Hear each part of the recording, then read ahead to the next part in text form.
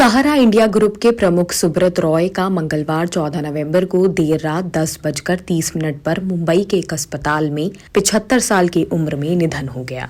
उनके निधन के बाद सहारा समूह की तरफ से एक बयान जारी किया गया जिसमें बताया गया कि वे हाइपरटेंशन और डायबिटीज जैसी बीमारियों से लड़ रहे थे और कार्डियक अरेस्ट की वजह से उनकी मौत हो गई है। 12 नवंबर से उनकी तबीयत खराब चल रही थी। उन्हें मुंबई के कोकिलाबेन धीरूभाई अंबानी अस्पताल में भर्ती करवाया गया था। उनका शव बुधवार को लखनऊ के सहारा शहर लाया गया। आज वे पंचतत्व में विलीन हो गए हैं। उन्हें मुख्य अग्नि उनके पोते ने दी है। उनके अंतिम दर्शन के लिए भारी मात्रा में लोगों की भीड़ उमड़ी। बड़े लोगों समेत कई नेता भी शामिल हुए। लेकिन क्या आप जानते हैं कि उनके बेटे सुशांतो और सीमांतो रॉय पिता को आखिरी विदाई देने तक नहीं आए, जिसके बाद ये कहना गलत नहीं होगा कि 2000 करोड़ की कंपनी, लाखों कर्मचारी, करोड़ों ग्राहक, $10 मिलियन की नेटवर्थ, लेकिन एक बाप बदकिस्मत निकला। क्यों सुब्रत रॉय के अंतिम संस्कार में उनके बेटे शामिल नहीं हो पाए?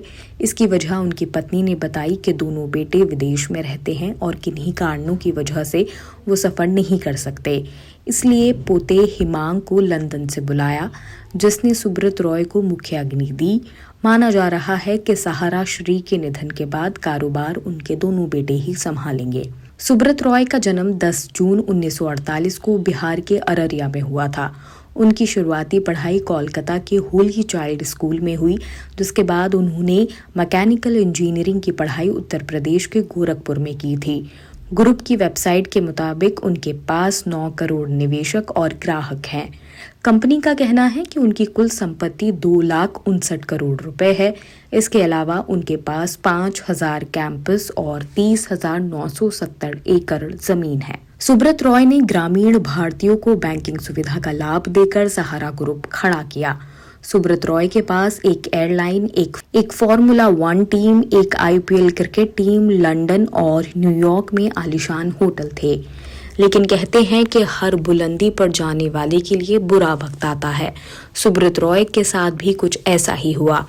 इसकी शुरुआत सेबी के एक्शन के बाद शुरू हुई।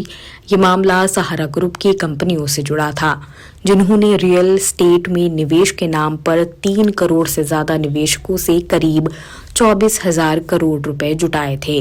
उन्हें इस सिलसिले में जेल भी जाना पड़ा था। सहारा ग्रुप की लंबे समय से बाजार नियामक यानी कि सेबी के साथ लड़ाई चल रही है, जिसमें साल 2010, 2014, 2016 और 2020 शामिल